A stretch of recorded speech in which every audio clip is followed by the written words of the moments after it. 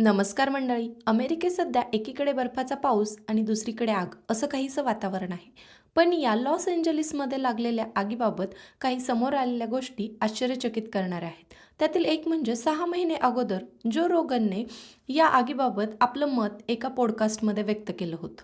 आणि 3-4 महिने अगोदर या भागातील सगळ्या इन्शुरन्स कंपनीने आपल्या इन्शुरन्स पॉलिसी काढून घेतल्या, म्हणजेच त्या रद्द केल्या आहेत. त्यांना हे अगोदरच माहीत होतं का?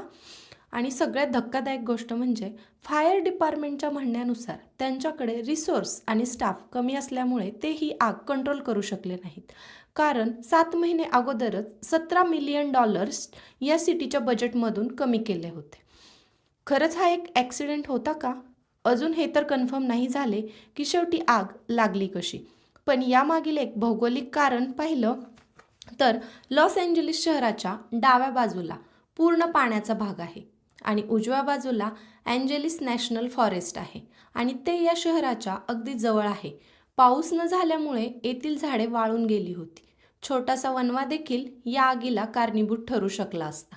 पण या सगळ्यात आश्चर्याची गोष्ट म्हणजे जॉ रोगनने केलेलं वक्तव्य, इन्शुरन्स कंपनीने घेतलेली माघार आणि त्याचबरोबर फायर डिपार्टमेंटनी काढून घेतलेली इन्व्हेस्टमेंट.